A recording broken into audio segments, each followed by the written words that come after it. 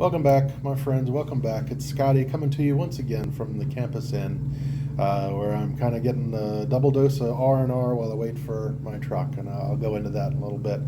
I didn't put out a video yesterday, and almost didn't put one out today. There's really not a whole lot to report. I do have a few little things, and I'll report them here. But since I don't have a whole lot to talk about, I thought I would relay a funny story from my TNT from the road, something funny that happened that I haven't divulged yet, and it was pretty funny, and it was at my expense, which is fun too. So thought I'd relay that here and let you have some fun before I get into the nuts and bolts of what I want to talk about. Loves. My trainer and I stopped at a Love's. I don't remember where it was, to get showers. And anyway, most of you are familiar with Love's truck stops, and most of them have the same floor plan. You have the normal gift shop, like normal people side of the gift shop, and then you get your trucker side with your trucker supplies.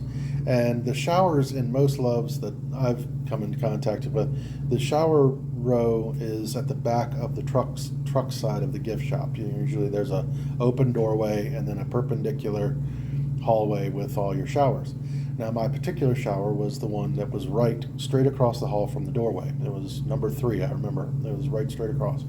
So anyway, I went, took my shower. I was getting out of the shower, and I was actually toweling off. And I had closed the door. I had thought I locked the door. I did lock it. But I'm standing there, toweling off, and all of a sudden the door swings wide open, and there's the bathroom attendant guy standing there, and I do and he does oh shit, and shuts the door. Probably wasn't open even 2 seconds, but it felt like an eternity.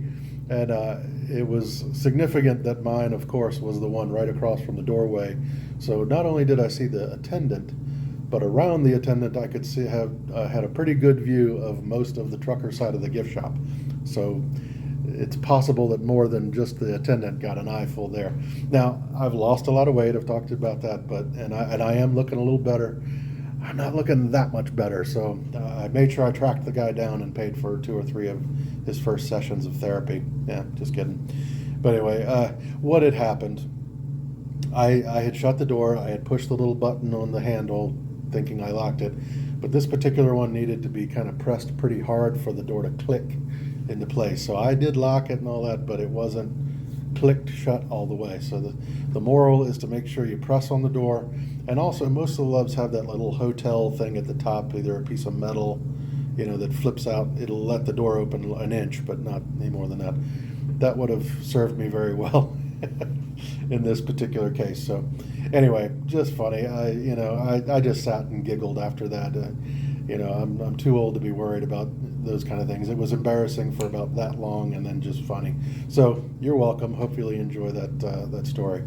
All right, moving on I got kind of 2 updates. First, as I've been waiting, I was proactive. I mentioned, I think, it in the last video. I did go to Abacus. That's the LLC tax service that has space at the Prime terminal. I went in, I established did all the paperwork, established my LLC, at least paperwork-wise, and 24 hours later, like they said, I have my LLC. They ask for you to give 3 names, in order of what you'd want, and I got my first preference. So I am the proud business owner of Flat Hat Freight.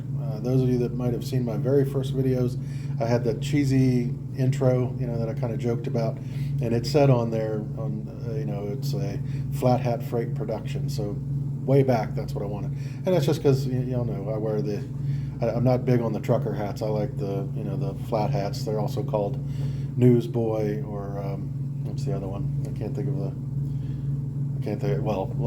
Celtic hats too as well. So anyway, Flat Hat Freight, that's my new LLC. However, as with everything, there was a little bit of a glitch. They sent me 24 hours later, they sent me all the documentation, official certificate, letters of whatever, saying that I'm officially the owner of this LLC company now. However, they got my address wrong. I'm from West Point, Virginia, and they had West Point, Georgia. Apparently there's a West Point there with the wrong zip code. I had given them the right one, of course, but something in the computer selected the wrong West Point, I guess. And so in 2 or 3 places it said West Point, Georgia. Now, I come from a world of paperwork in my old job, and I know how a little something like that can really throw a wrench into everything. So I was eager to get my bank account straight, but I didn't do it because knowing me, I'd do that, and when they fix the address, maybe they have to start all over, and maybe I get a different tax ID number and all that. I doubt it, but knowing my luck, that would be the case. So anyway, I called them immediately, and for 2 days I've been leaving messages trying to get them to call me back. Finally, they did call me back this afternoon, and said they'd take care of it, but I do need to go over there tomorrow morning and sign the documents again, physically sign them. So I should be straight. I do have a tax ID number, or employee ID number, or whatever, EIN number, everything's straight, but I need to make sure that the address is right.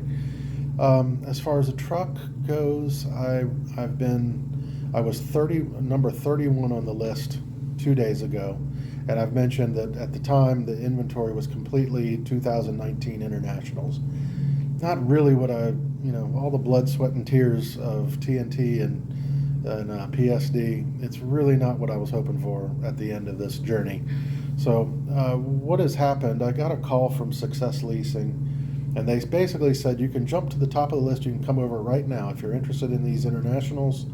Won't hurt you any if you don't select one. You'll keep your place in line, and you can you can say no thanks now and come back in and see what's available when your number comes up. Like I said, it really wasn't what I was looking for. So I told them no thanks. I'm just going to keep my place in line and kind of roll the dice, and hopefully there's a little bit better selection when my number comes up. Now, I've since gotten that call again today. That was day before yesterday was the first one.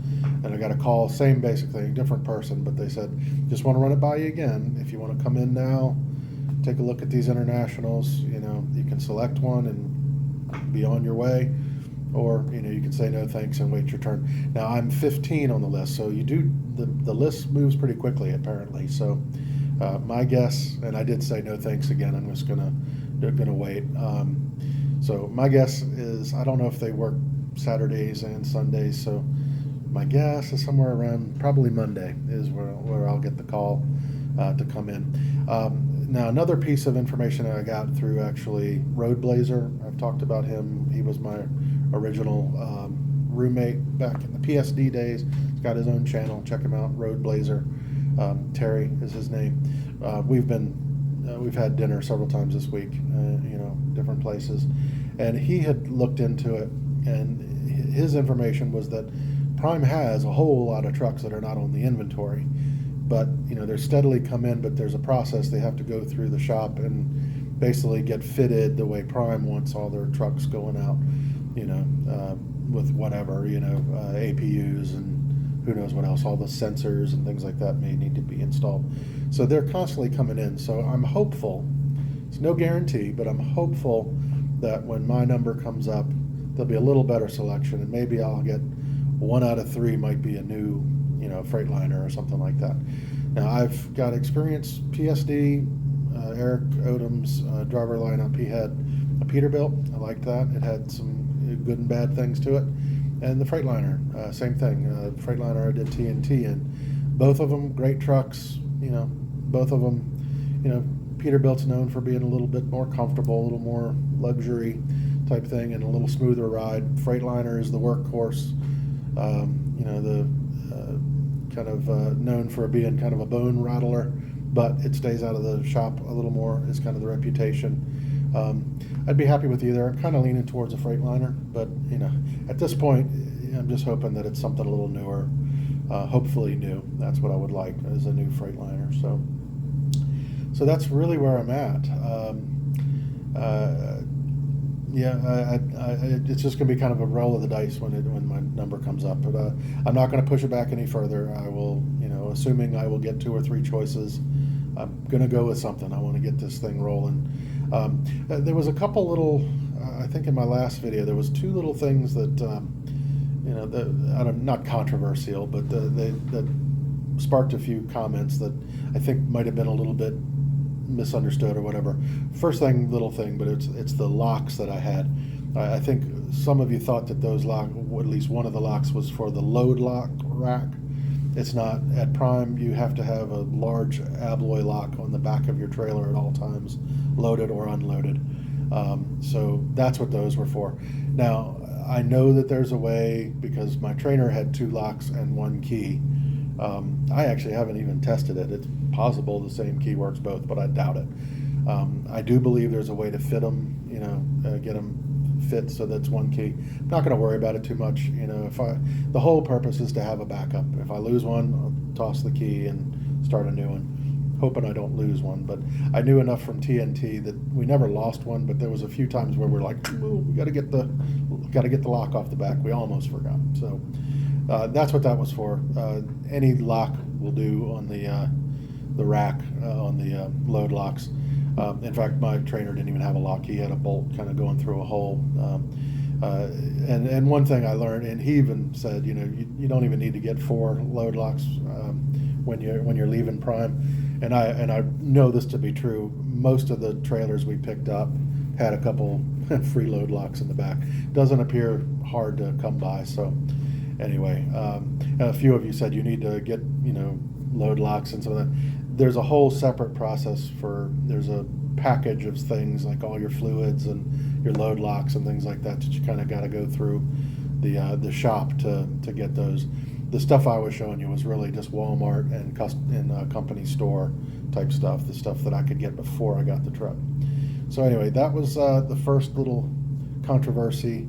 The other one was, it seemed like a couple of you might be misunderstanding the significance of a used 2019 lease. It sounded like a couple of you thought that I'm getting if I was to do that 2019 International, and that I'm starting over a full lease. It's not the case. At Prime, they have a walkaway lease. So what I would be doing if I had done that would be picking up where the last person left off. And in most of these cases that are there, they're up in about 8 months. So I'm not doing a full lease on a truck that's already been half paid for, and that's what it sounded like some of you thought it was. So it's actually not a terrible deal. You also, after being out solo for 90 days, can order your own brand new truck. You can get it fitted the way you want, as long as you're willing to pay for the upgrades, I believe, up front. And then that takes 6 months to come in, so you would have a truck until then. And then you get your brand new truck the way you want it. So, and you also, when you complete a lease, even if it's not one that you did the whole thing, if you're the one that brings it across the finish line, you get a bonus. Now, I'm not entirely sure how much it is. I've heard something in the realm of 12 to 14,000. Don't quote me on that, but there's some benefits to doing the used thing. A lot of people do that. They want to finish up a short-term lease and get the bonus, and some people do a lot of that. My trainer said he spent his first few years just doing short leases and getting the bonuses. So if that's the way it turns out, it's not the end of the world. So anyway, just wanted to clear that up as well. I think that's about it. I don't really have a whole lot to report. Number 15 on the list, I think I said that. It's probably going to be a few days before I actually get the call to come in and look.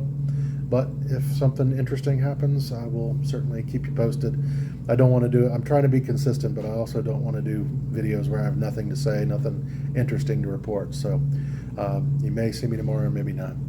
But either way, I hope you guys have a wonderful evening, and I hope everybody is well. Bye-bye.